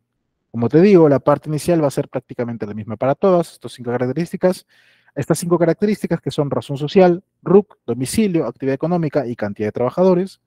Entonces aquí vas a colocar qué áreas monitoreado, cuándo se hizo el monitoreo, a qué tipo de agente has monitoreado, si había o no programa de monitoreo, con qué frecuencia se hace, cuántos trabajadores están expuestos en ese centro donde se ha hecho monitoreo, quién hizo el monitoreo, de repente lo hiciste tú mismo o lo hizo un tercero, qué resultados te arrojó. Esta descripción de las causas ante desviaciones presentadas son básicamente pues las no conformidades que se hubieran presentado, conclusiones y recomendaciones. ¿Qué medidas se van a tomar en base a estas desviaciones? Así también adjuntas el programa anual de monitoreo, el informe con los resultados y los certificados de calibración de los instrumentos que se hayan usado. Cierras el registro con la firma respectiva y esto es lo que vas a tener. Ingeniero, son 5 agentes, o sea, debo tener 5 de estas hojitas. Claro, tienes que tener 5 de estas hojitas, una para cada agente. Bien, entonces este es el formato, este es el registro que debes tener. Insisto, lo puedes hacer tú mismo, pero debes tener el equipo y debe estar calibrado. Puedes asumir de si el costo, no hay ningún problema. Si no, contrata a un tercero. El cuarto registro que debemos tener es el de inspecciones internas en seguridad. En inspecciones pueden haber de varios tipos. En primer lugar, las inspecciones de los ambientes de trabajo. Básicamente es darte un recorrido por las instalaciones de la actividad y verificar que se cuenten con las señalizaciones, que se cuenten con los equipos de prevención de emergencias, luces de emergencia, extintores operativos a la altura apropiada, que se encuentran en buen estado, no estén vencidos, se haya publicado la matriz hiper, se haya publicado el mapa de riesgos, etcétera. Que el mobiliario sea ergonómico, que no existan cables por ahí sueltos. Entonces, eso forma parte de las inspecciones. Pues estamos inspeccionando ambientes, por ejemplo. Dejamos constancia en un formato de inspección. Si hemos encontrado alguna no conformidad, también lo ponemos y le damos el tratamiento respectivo. Como que también podemos hacer inspección de las actividades como tal. Verificamos directamente en campo si están cumpliendo con el procedimiento, si han realizado su charla de 5 minutos, si usan los formatos de permiso de trabajo, si cuentan con todos sus EPPs, les están dando uso, los equipos que se están usando son los apropiados, etc. Y también se tiene que dejar constancia en algún formato de inspección. O puede ser también inspección de equipos y herramientas, que es básicamente pues verificar que lo que se le ha entregado a los trabajadores esté en buenas condiciones. Asegurarme de que el equipo que le entregué al trabajador todavía esté operativo, todavía le sirve, todavía lo protege, le da las condiciones necesarias para poder operar sin ningún tipo de exposición innecesaria al riesgo. Y todos estos registros los vas a conservar también por un periodo de 5 años. ¿De acuerdo? Entonces, este es otro registro que debes considerar, el registro de inspecciones. Ya estamos a la mitad y antes de poder continuar, me gustaría saber si alguien tiene alguna pregunta, revisar algunas preguntas que han puesto. Ok, Erika me pregunta, personal tercero que trabaja en la empresa. Si te refieres a los planes, por la hora, más o menos acabándote por la hora, creo que me preguntas por los planes. Cada uno de tus proveedores debería contar con su propio plan o, en todo caso, tú incluirlos dentro de tu plan, como, como uno de los grupos que van a estar incluidos. Pero lo ideal sería que cada proveedor de servicio cuente con su propio plan o procedimiento. Generalmente lo que hacen empresas más grandes con sus propias contratistas o proveedores es proporcionarle los documentos. ¿Sabes qué? Mira, este es mi plan, adáptalo, ponle tu logo, adáptalo a tus actividades y eso presenta. Una forma de ayudarlo, una forma de alinear sus propios lineamientos, pero la idea es que sí lo tengan. ¿Bien? Si cuento con un procedimiento de situaciones de emergencia, sería suficiente si tengo que tener como tal un plan de emergencia o contingencia. Ya, si tu procedimiento para tratar emergencias tiene esa división de antes, durante y después, yo creo que sí estaría cumpliendo. Salvo que, como te decía, exista una normativa o estás en un sector que tenga una normativa que te indique cuál es la estructura que debe tener tu plan de emergencia. En cuyo caso, te recomiendo que lo adaptes a lo que te están pidiendo. Por ejemplo, el sector construcción tiene la estructura, que es la que justamente he presentado. Entonces, por eso tienen que tener cuidado con esa parte. ¿De qué manera procederías si te descuentan el examen médico realizado al finalizar la relación laboral? Deberían hacer entonces la queja respectiva ante la SUNAFIL, ¿no? Ahí también ponen en Google, SUNAFIL denuncia y hacen la denuncia anónima de que la empresa pues te está cobrando por el examen médico. No se debería realmente cobrar por el examen médico. Esto es potestad de la empresa. El de salida. Que yo tenga conocimiento, hasta ahora, quizá me equivoco, pero que yo tenga conocimiento tampoco, pero no sé, voy a revisarlo de todas maneras también porque ya me generaste la duda, pero que yo tenga conocimiento no se debería tampoco cobrar por ese examen de salida. Bien, ok. Ahora hay pocas preguntas. Bien, creo que se está entendiendo. Espero que se esté entendiendo. Muy bien, entonces ya estamos a la mitad. Vamos a hablar de los 4 registros que nos están faltando. El siguiente registro es el de estadísticas de seguridad. Este es el formato que tú vas a usar para estadísticas de seguridad. También te lo estoy compartiendo. En este registro, básicamente, como puedes ver, vamos a sacar mes a mes la cantidad de accidentes mortales que hemos tenido, en qué área, los accidentes de trabajo leves, los incapacitantes, el total de horas hombre que se hayan trabajado, incluyendo las horas extra, también van aquí, y así sacaremos nuestro índice de frecuencia. ¿Cuántos días se han perdido en total por accidente? Y ahí sacaremos nuestro índice de gravedad y luego sacaremos un índice de accidentabilidad.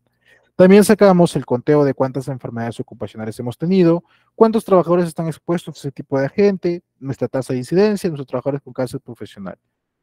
Y al final nuestra cantidad de incidentes peligrosos u otros incidentes que se pudieran presentar. Entonces, cuando tú no has tenido ningún tipo de accidente o enfermedad ocupacional que hayas reportado o que hayas podido reportar, esto es el que vas a presentar tú. ¿Has tenido accidentes? No. Ok, muéstrame tu registro. Acá está mi registro de estadística de seguridad. Acá hemos puesto que no hemos tenido ninguno. Ese es el registro que tú vas a sustentar. Bien, ingeniero, ¿cómo calculo esos indicadores que me está colocando? Bien, ahí te estoy dejando la fórmula. El índice de frecuencia es la cantidad de accidentes ocurridos entre el total de horas hombre trabajadas por 1.000.000. El índice de seguridad es el número de días perdido sobre el total de horas hombre trabajada por 1.000.000. Y el de accidentabilidad es el producto de ambos entre 1.000. Bien, ingeniero, ¿cómo lo interpreto esto? ¿Para qué me sirve?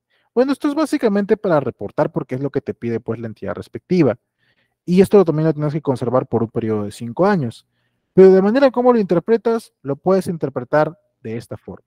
Digamos, índice de frecuencia. Tenemos que al mes hemos estado en un promedio de 45.000, 50.000 horas hombre trabajada, como puedes ver aquí. Bueno, aquí bajé un poquito a 42.000. Esta área amarilla me indica mi cantidad de horas hombre trabajadas. Ahora, esta línea, como puedes ver aquí, es mi índice de frecuencia. Como puedes ver, está en cero, indicándome de que he tenido 0 accidentes durante estos meses. Sin embargo, en el mes de abril, mi línea se dispara. A 23 se dispara. Ingeniero, he tenido 23 accidentes. No. De hecho, aquí el cálculo se ha hecho con un solo accidente por la cantidad de horas hombre trabajadas. Es decir, que en 42.000 horas hombre trabajadas he tenido un accidente. Y por eso aquí mi índice de frecuencia se ha disparado hasta 23. ¿Qué significa esto? Esto se interpreta de la siguiente forma. Por cada millón de horas hombre trabajadas, yo tengo 23.72 accidentes. Esa es básicamente la proporción. ¿Ok? Por cada millón de horas hombre yo tengo 23. No, ingeniero, yo he tenido uno, sí. Por 42.000 horas hombre has tenido un accidente. En proporción, por cada millón tú estás teniendo 23 accidentes. Esto después se saca también un conteo al finalizar de año, para poder evaluarlo de año a año, a ver cómo estamos controlando. Esa es una suma completa para poder hacer también este cálculo, pero lo reportamos nosotros mes a mes. El de severidad, igual, mismo ejemplo. Estas son mis cantidades de horas hombre. Aquí como he tenido el accidente, he tenido algunos días de pérdida, aquí también, y la forma de interpretarlo es igual. Por cada millón de horas hombre trabajadas, he perdido 237 días en abril, 695 días en mayo. Así, ¿de acuerdo? Y acá la accidentabilidad es básicamente el promedio de ambos, ¿no? Aquí mi accidentabilidad ha sido de 5.63 por cada 1000 horas. Bien, entonces esta es la forma de poder interpretarlo, estas son las estadísticas que tú debes tener. Por lo general, hay que asegurar pues que todo esto siempre caiga en ceros, ¿no? Para eso hacemos la labor preventiva. Si acaso te hubiera ocurrido algún accidente, ahí también podrías llenar este otro formatito de aquí. Igual, mismo encabezado, como puedes ver, aquí hay que describir cuánto han salido mis indicadores y hay que analizar por qué es que mi severidad y mi frecuencia o mi accidentabilidad han salido por encima del cero. ¿Por qué ha ocurrido? Y qué tipo de tratamiento le voy a dar, ¿de acuerdo? Conclusiones y recomendaciones. Bien, esto es un formatito adicional también que tenemos que incluir esa parte. El siguiente registro es el registro de equipos de seguridad o emergencia. Nosotros tenemos que conservar información documentada también por un periodo de 5 años de que a los trabajadores les estamos entregando los equipos de seguridad o para tratar emergencias. Hay que asegurar que los equipos de seguridad, o sea, sus equipos de protección personal, sus herramientas, etcétera, tienen que ser adecuados, tienen que adaptarse al trabajador, deben cumplir de repente con algún requisito específico, alguna norma técnica, algún requerimiento como tal de la normativa, etcétera.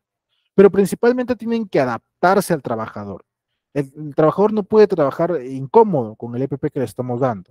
No que yo compro guantes de una sola talla y al trabajador le queda muy grande, o caso contrario, le queda muy pequeño. Si tú tienes un trabajador que te mide 1,80 m y su compañero mide 1,50 m, el EPP tiene que ser distinto, porque no le va a dar lo mismo. Bien, el calzado tiene que ser la talla apropiada, los guantes tienen que ser la talla apropiada. Tenemos que asegurar que el EPP no le cause incomodidad al trabajador, porque si le causa incomodidad, lo va a dejar de usar. Género, es un tema de costumbre de repente.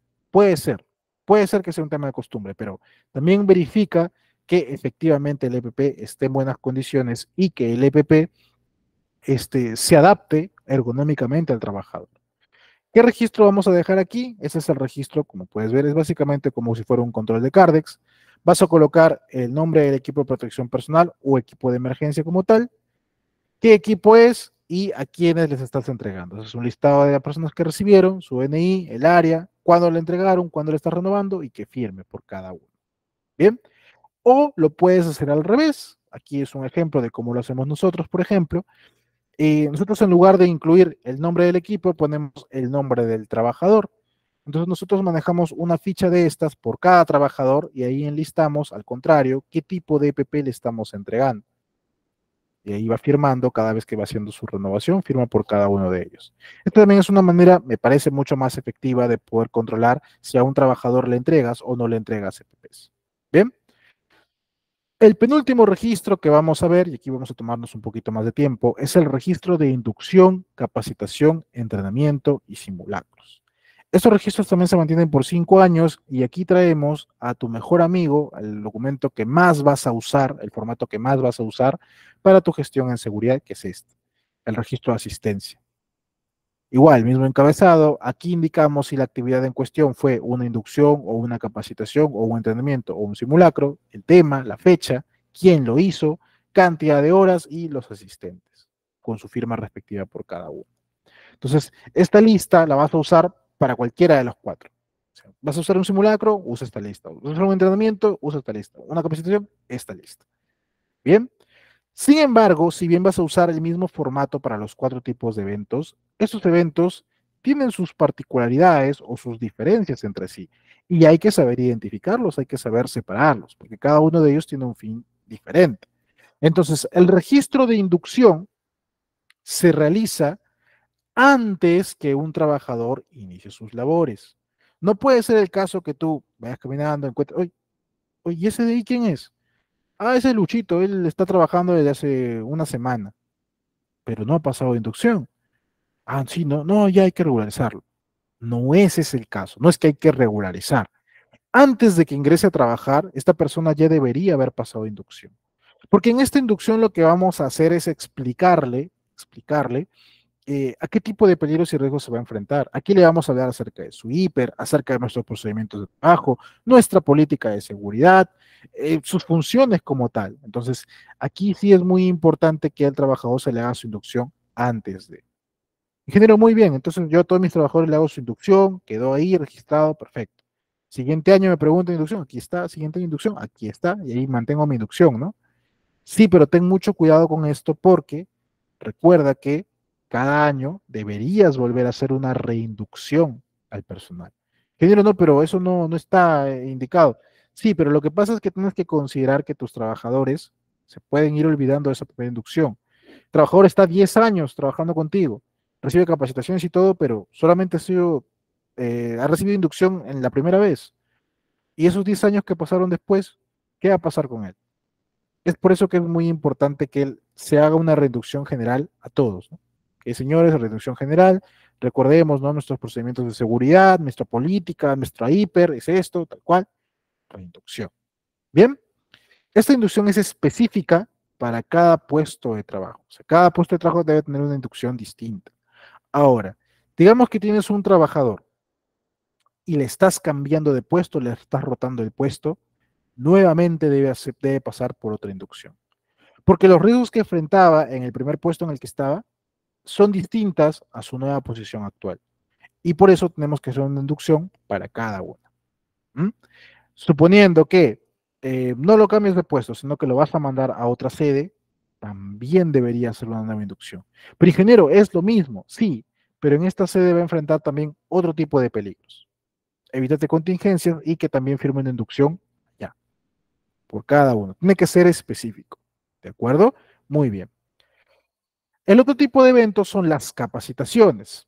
Las capacitaciones. Estas capacitaciones, como ya te había explicado desde el inicio del curso, tienen que ser 4 mínimas al año. O sea, al año por lo menos debes haber capacitado 4 veces a todo tu personal. Tienen que ser orientadas netamente a temas de seguridad. No hay una duración mínima que te exijan, pero se recomienda pues que por lo menos, si es que puedes más mucho mejor, pero por lo menos sus 40-45 minutos. Si te dura una hora, es mucho más efectivo, pero tiene que ser larguito. No podría darse el caso que tú digas, he capacitado en 20 minutos y tu lista le pones 20 minutos. No lo van a considerar como capacitación, a lo mucho lo considerarán como círculo de seguridad. Entonces, por eso es muy importante que consideres el tema de tus tiempos. Las capacitaciones se dictan siempre dentro del horario de trabajo. Nunca se dictan que ven el domingo, que quédate más tiempo, que a la hora del almuerzo te voy dictando. Nada. Dentro del horario de trabajo. Es parte de la función propia del trabajador.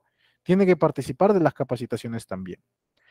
Asegúrate que todos participen. ¿Por qué?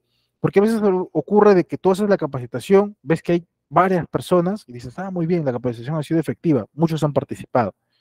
Pero no te has dado cuenta que entre todos los que han participado hay uno que no estuvo. Y eso a veces te trae problemas, porque digamos que esta persona se accidenta. Vienes a una fila y te dice, ¿lo has capacitado? Sí, lo he capacitado. ¿A qué? En matriz hiper. Ok, muéstrame evidencia. Aquí está mi lista de matriz hiper y aquí está su nombre. Uy, no está. No está, o sea, no lo has capacitado. No, no, sí, él recibido capacitaciones. Ok, muéstrame sus 4 capacitaciones al año. No está, tiene 3.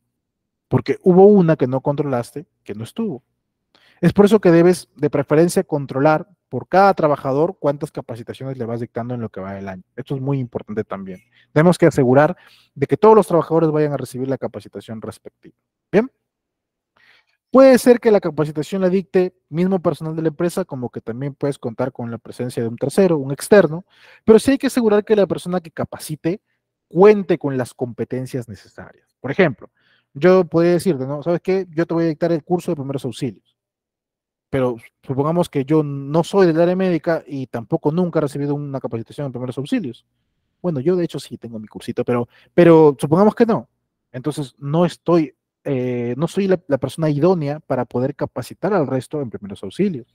Debería hacerlo una persona más preparada, más capacitada, que tenga mejor competencia al respecto. ¿Se entiende? Entonces tenemos que asegurar que la persona que dicte la capacitación conoce el tema. Te sugiero también, si es que puedes, no es obligatorio, pero si es que puedes, que elabores un informe de capacitación. Bien, este informe pues vas a detallar cuándo se llevó a cabo la capacitación, quiénes participaron, en qué horario, qué temas se trataron, etc. Eso también vas considerando dentro de tus capacitaciones y claro, evaluar la capacitación para saber si efectivamente el personal lo ha entendido o no. Muy importante que evalúes tus capacitaciones. Si las dictas internamente, posteriormente podrás emitirle también certificados de capacitación al personal. Entonces, te sirve bastante el tema de las capacitaciones. Muy importante también que consideres hacer el seguimiento de la eficacia de esa capacitación, ¿de acuerdo? Asegúrate que tus capacitaciones pues sean también bastante prácticas. No te vayas mucho a la parte teórica porque el trabajador quizá no te pueda entender o quizá no le dé la debida importancia. Que sea más participativa, colaborativa, para que ellos también se motiven a poder seguir, a seguirse capacitando, a seguir participando, a seguir promoviendo la prevención de riesgos. Bien, el otro tipo de eventos son los entrenamientos. Los entrenamientos, a diferencia de las capacitaciones, sí, bueno, o sea, a manera similar a las capacitaciones, son más prácticas. Y van enfocadas también, puede ser temas en seguridad, pero principalmente desempeño de sus funciones, de sus propias actividades. Por ejemplo, nosotros hacemos trabajo en altura, ok. Entonces a todo el personal le hacemos un entrenamiento en trabajo en altura. Y este personal, pues, ¿a qué se le enseña? De qué manera usar su propio equipamiento, ¿no? Sus propios arneses, cómo usar apropiadamente la escalera, cómo ascender, qué hacer en caso de que se accidenten, en caso de que se caigan, cómo se les va a rescatar, etcétera. Entonces, esos entrenamientos le sirven para que el trabajador practique, para que el trabajador se adiestre mucho más en el desempeño de sus funciones. Y también hay que hacerle el seguimiento a la eficacia del entrenamiento, ¿de acuerdo? Ingeniero, mucho me está mencionando el seguimiento a la capacitación, entrenamiento. ¿Qué es eso? Bien, básicamente es que nosotros no simplemente debemos quedarnos en que dicté el tema, dicté la capacitación, dicté el entrenamiento y hasta ahí quedé. Hay que asegurarme de que efectivamente el trabajador le ha servido. Para eso podemos usar el siguiente método. Podemos hacer la medición de la eficacia a través de 4 etapas. Puedes usar la etapa que más te convenga. De repente, una primera etapa de reacción. Haces como una encuesta de satisfacción a los trabajadores al finalizar la capacitación para que digan, ¿entendiste el tema? ¿No lo entendiste? ¿Te gustó o no te gustó la forma de explicar? ¿Te gustaría seguir recibiendo más capacitación? Etcétera. De manera que retroalimentes a ver si la capacitación realmente lo ha conmovido, no, realmente le ha gustado o no, de repente no lo entendió absolutamente nada. Entonces, para eso también te sirve la encuesta de satisfacción. También lo puedes ver desde el punto de vista de aprendizaje. Aquí aplicamos lo que son las pruebas, ¿no? La evaluación. ¿Qué? Dictaste el tema, muy bien, te toca a ti, 5 preguntas, a ver, ¿sabes o no sabes? ¿Entendiste o no entendiste? Muy bien, evalúo, quedó. Algunos incluso sugieren que podríamos hacer la evaluación antes y después para ver si ha habido un cambio. De preferencia, pues yo te sugiero que solamente con una es más que suficiente. Otra manera de ver la eficacia es con la observación de comportamiento. Tiempo después de que se ejecutó la capacitación, evaluamos, inspeccionamos. A mi trabajador lo entrené en trabajo en altura. Ahora ya debería saber cómo usar la escalera, cómo anclarse. Muy bien. Voy a campo, inspecciono. A ver, voy a verlo discretamente, voy a ver qué hace. Ah, sí, efectivamente, lo está usando bien. Están poniendo en práctica lo que han aprendido, entonces sirve.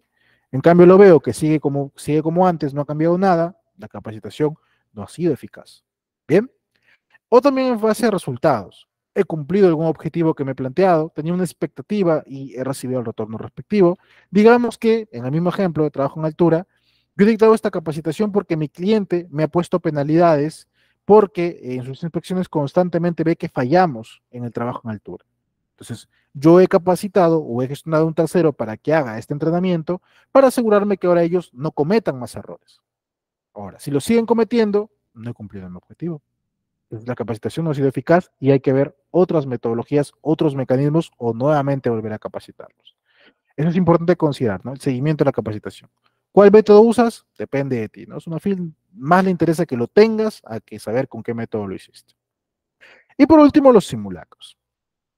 Los simulacros, a diferencia de los puntos que hemos visto anteriormente, no son capacitaciones y no son entrenamientos, aunque se parecen.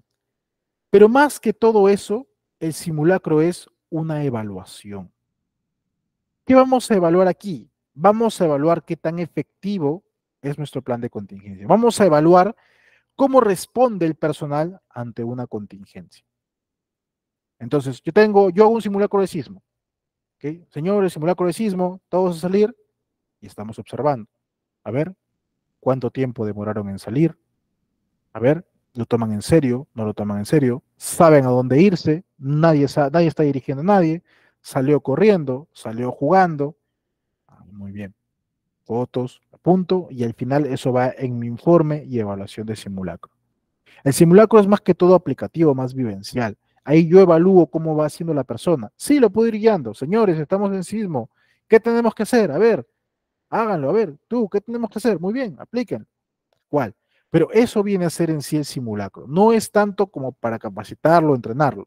Sí se usa también para eso, pero principalmente la función del simulacro es evaluar la respuesta de los trabajadores ante la contingencia. Cuando tú tienes un evento de simulacro, yo generalmente sugiero que se firmen 3 listas de asistencia. Firmas una para el simulacro en sí, para la participación en simulacro. Firmas otra que te puede servir como capacitación en manejo de emergencias, dirigida a todo el personal. Y firmas una tercera de entrenamiento para brigadas de emergencia y solamente lo firman los brigadistas. Entonces, de esa manera, en un solo evento, como para ahorrar un poco de tiempo, puedes hacer 3 actividades en uno, 3 registros distintos por acá. ¿Entiendes? Entonces, eso es básicamente el simulacro. Es básicamente poner en práctica nuestro plan de contingencia. Y el último registro que vamos a ver es el registro de auditorías. Esas auditorías son básicamente evaluaciones a mi sistema de gestión de seguridad. Van a evaluar si efectivamente estoy cumpliendo con lo que me pide la normativa. Esta auditoría no la puedes hacer tú mismo. Esta auditoría tiene que hacerlo un externo que cumpla con el perfil y que esté registrado en el registro de auditores autorizados para la evaluación periódica del sistema de gestión de seguridad y salud en el trabajo. Entonces, estas auditorías yo las hago cada cierto tiempo para establecer acciones correctivas y de mejora. Están normadas en el Decreto Supremo 014-2013-TR. ¿De acuerdo? ¿Cada cuánto debo hacer mis auditorías, ingeniero? Las auditorías de ley, de ley de seguridad, de la ley 1983, en base al auditor Mintra, se van a hacer cada 2 años para actividades que son de alto riesgo y cada 3 años para actividades que no son de alto riesgo. Entonces, tú haces labores en oficina o haces labores normales, cotidianas, cada 3 años. Haces labores en minería, en construcción, cada 2 años debes haber pasado auditoría de ley. Salvo que tú quieras hacerlo, pues, de repente más frecuente, pero la norma te lo pide así. Si eres una empresa que tiene 10 trabajadores nada más o menos y no hacen actividades de alto riesgo, ahí sí la auditoría lo vas a hacer únicamente cuando te lo soliciten. Te lo solicitó el cliente, te lo solicitó una FIL, vino a verte, le dijiste, no, tengo menos de 10, ok, pero ¿sabes qué? En un plazo de 1 o 2 meses, haz una auditoría porque te lo estoy pidiendo. Bien, a la fecha entiendo que todos, ya después de pandemia, ya deberían contar con una auditoría en seguridad entonces, si no lo has hecho, por favor, dale levantamiento a su observación, ¿de acuerdo? No es tan difícil, de hecho, es algo muy sencillo. Simplemente es que el auditor va a venir y va a revisar y va a verificar tu cumplimiento en seguridad. Se recomienda así de que toda su evaluación tú estés por encima del 70-75% de cumplimiento para decir que tu sistema realmente está bien implementado. Si tienes menos de eso, peligroso. No te da un buen augurio de cómo está tu sistema de gestión.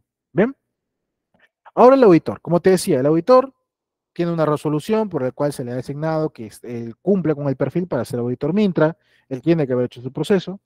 Entonces, ¿cómo lo ubicas? Vas, pones en Google, auditor Mintra, región Lambayeque, región Piura, región La Libertad, y te van a salir los nombres de los auditores. En algunos casos salen sus números celulares o sus correos para que te contactes, en otros casos no salen, Entonces puedes traer su nombre al Facebook, al LinkedIn y por ahí contactarlo. Principalmente el LinkedIn es una buena forma de poder contactarlo, o lo puedes buscar por otros medios, o él mismo de repente se promociona sus servicios como Auditor Mintra y acabó por la auditoría. Hacen el arreglo, qué actividades van a hacer, cuántos días les va a tomar, etcétera. Bien. Ahora, para la elección del auditor es importantísimo la participación del comité y de los trabajadores. Ingeniero, yo como gerente, yo no puedo elegir quién va a ser mi auditor. Mm, Sí puedes, pero debes considerar también a los trabajadores. ¿A qué me refiero con esto? Tú vas a identificar dos, tres auditores, digamos. Tiene su perfil, muy bien. Ahora, estos dos, tres auditores los publicas. Periódico Mural, Internet de la empresa, WhatsApp, donde sea. Señores, ¿qué tal? Vamos a hacer auditoría de seguridad. Tenemos los siguientes candidatos para ser auditor. ¿Alguno tiene alguna observación, de repente objeción respecto a alguno? Y tenemos que esperar 5 días para que los trabajadores te digan, bueno, de acuerdo, cualquiera de ellos me va bien. No, no, disculpa, este señor, yo lo conozco, no quiero que sea tachado. Sí, tenemos que considerar que los trabajadores tienen la opción de tachar a los auditores. O sea, ¿sabes qué decir? Yo no quiero que él me audite. Si el trabajador dice sí, no lo puedes elegir. ¿De acuerdo? Ahora bien, ¿significa que el trabajador va a determinar al final quién sí lo va a auditar? No, por eso te decía, pongo una propuesta de 3 auditores por lo menos. Si te echaron uno, entonces entre los dos que quedan, el empleador elige o determina quién va a ser el auditor.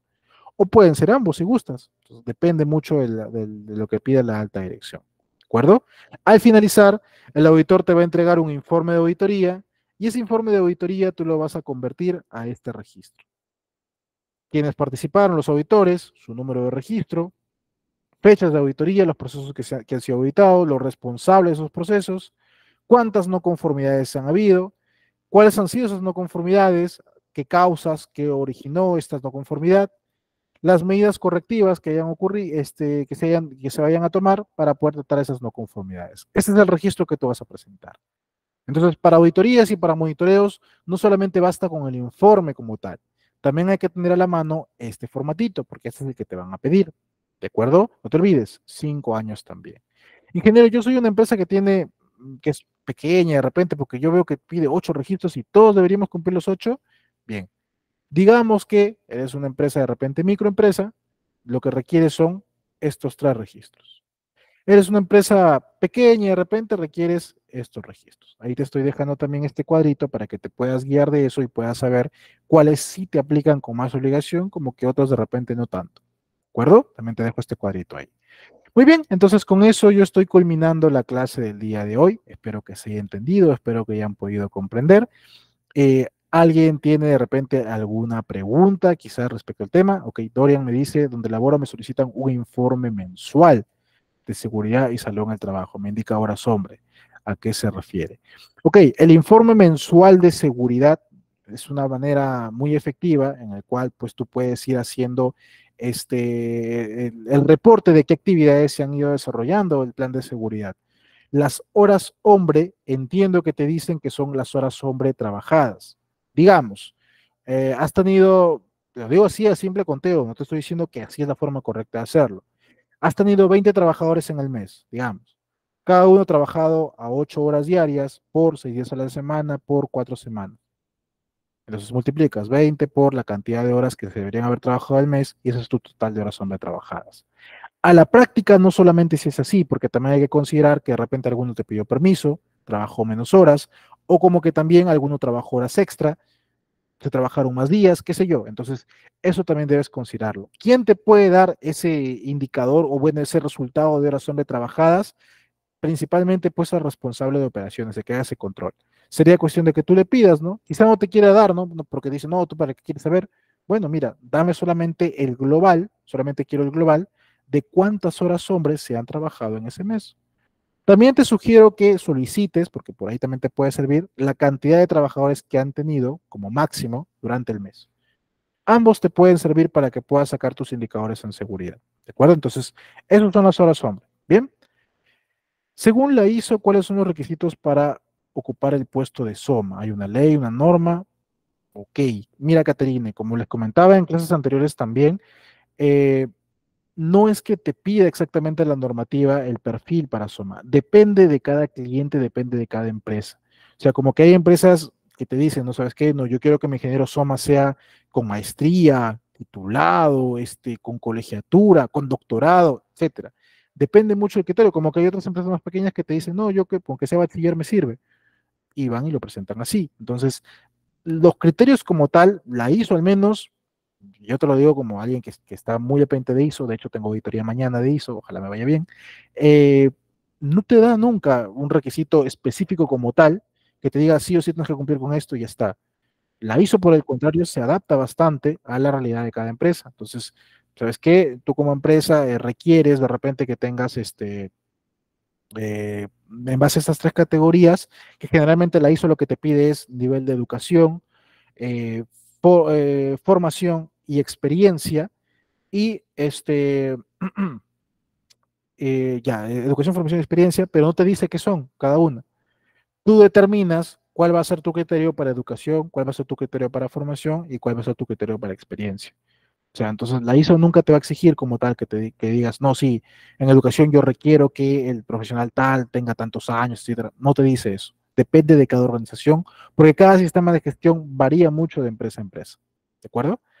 Dale me pregunta qué es y cómo siguiendo el formato G50, resolución ministerial 050 CTR, son los registros que acabamos de ver ahorita.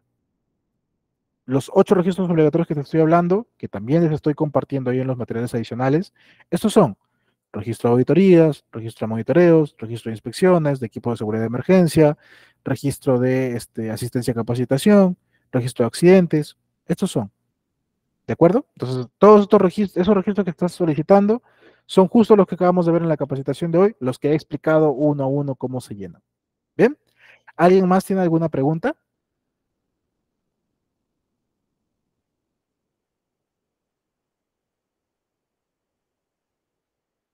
¿Nadie?